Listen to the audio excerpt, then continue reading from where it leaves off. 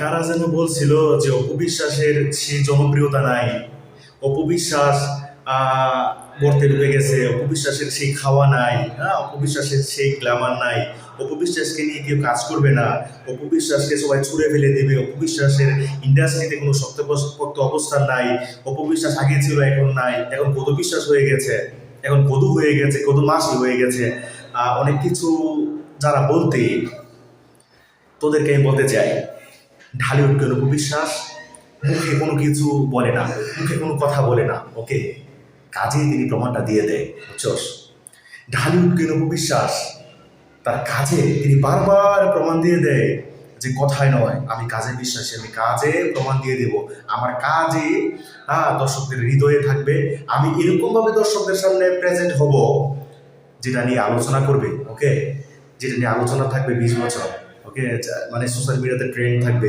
মানে আমরা তো আগেই বলছিলাম, হ্যাঁ, যে একটা সময় অপবিশ্বাসের একটা, তখন কি ছিল, জয়কে মানুষ করতে হবে, হ্যাঁ, জয়কে নিয়ে অপবিশ্বাস ছিল, ওকে, জয়কে মানুষ করা, জয় টেক কেয়ার করা, সব কিছু, হ্যাঁ, অপবিশ্বাস অনেক কিছু কাজ, অনেক কাজ অপবিশ্বাস করতে পারেনি, বুঝেছিস? তো এখন সময় কিন্তু ঘুরে গেছে, এখন আমাদের পাইকিনা, আমাদের একমাত্র কিড সুপারস্টার আবরাম খান জয় বড় হয়ে গেছে, হ্যাঁ, সে এখন নিজে চলতে পারে, সব কিছু করতে পারে, সে ধরনের সে হয়ে গেছে, বড় হয়ে গেছে। এখন অপুদি তার কাজে ব্যাক করেছে, এখন ঢালিউড কেন অপবিশ্বাস তার নিজস্ব রূপে ফিরেছে। যে অপবিশ্বাস 20 বছর আগে ছিল, যে অপবিশ্বাস 15 বছর আগে ছিল, যে অপবিশ্বাস আজ থেকে 10 বছর আগে ছিল, সে অপবিশ্বাস এখন আবার ব্যাক করতেছে, ওকে। তো অপবিশ্বাসকে নিয়ে বিভিন্ন পরিচালকরা, প্রডিউসাররা টাকা ঢালতে এখন আসলে আগ্রহ আগ্রহ প্রকাশ করছে। কারণ কেন আগ্রহ প্রকাশ করছে? ঢালিউড কেন অপবিশ্বাসের ফিটনেস, ঢালিউড কেন অপবিশ্বাসের সৌন্দর্যতা তাদেরকে মুগ্ধ করছে, হ্যাঁ, তাদের চোখে লাগছে যে আরে কিরে, একটা নায়িকা কেরিয়ারের 20 বছর পরেও এত সুন্দর কিভাবে থাকে, একটা নায়িকা কিভাবে এত সুন্দর করে এভারগ্রিন থাকে মেনটেন করে, এসে একটা নায়িকা বাচ্চার মা হওয়ার পরেও কিভাবে এত সুন্দরভাবে থাকে, এই ফিটনেস সে থাকে, তাকে নিয়ে তো কাজ করা উচিত, এবং তাকে নিয়ে তো সোশ্যাল মিডিয়ায় বাজ ওঠে, সে তো সোশ্যাল মিডিয়ার জ্বর, তাকে নিয়ে কাজ করা যায়, তাকে নিয়ে কাজ করলে তো আসলে সেই সিনেমা অবশ্যই সুপারহিট হবে। প্রেম প্রীতির দ্বন্দ্বের যুগ তো এখন নেই, ট্রেপের যুগ তো এখন নেই, লাল শাড়ির যুগ তো এখন নেই, বটবৃক্ষের যুগ তো এখন নেই, ছায়া বৃক্ষের যুগ তো এখন নেই, এখন যুগ চেঞ্জ হয়ে গেছে, এখন সময় শুধু অপবিশ্বাসের। এটা পরিচালকরা বুঝে গেছে, এটা প্রডিউসাররা বুঝে গেছে। আমরা অবশ্যই আশা রাখি দুর্বার সিক্রেট অবশ্যই হিট হবে, হিট হওয়ার পরে তারপর অপবিশ্বাস আরো বিগ বিগ বাজেটের সিনেমায় অপবিশ্বাস কাজ করবে, হ্যাঁ।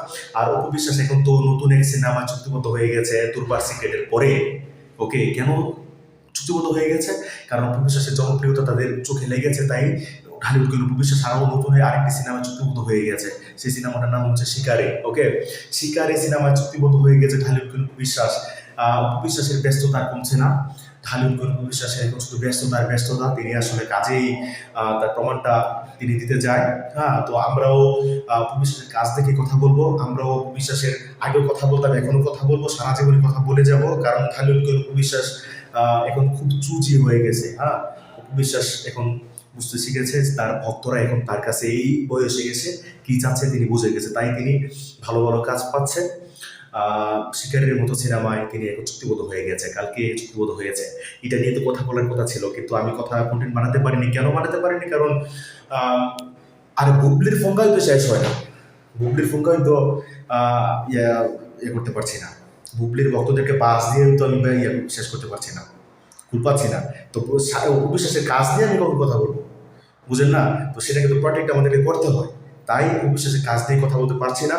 তো ও অবিশ্বাসের যে কাজগুলো করবে সেইগুলো নিয়ে আমার অবশ্যই কথা বলতে হবে, কথা চরম পর্যায়ে কথা বলতে হবে।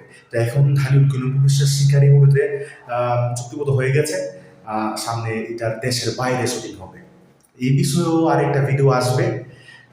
ভিডিও যখন আসবে তখন আপনারা জানতে পারবেন এটার শুটিং কিন্তু দেশের বাইরে হবে, বাংলাদেশে কিন্তু শুটিং হবে না, মানে কিছুদিন পরেই দেশের বাইরে সিনেমা শুটিং হবে। তো এটি আর কিছু সুপ্রিয় দর্শক, এতক্ষণ পর্যন্ত যারা আমার সাথে ছিলেন আপনাদের সকলকে ধন্যবাদ। আসসালামু আলাইকুম।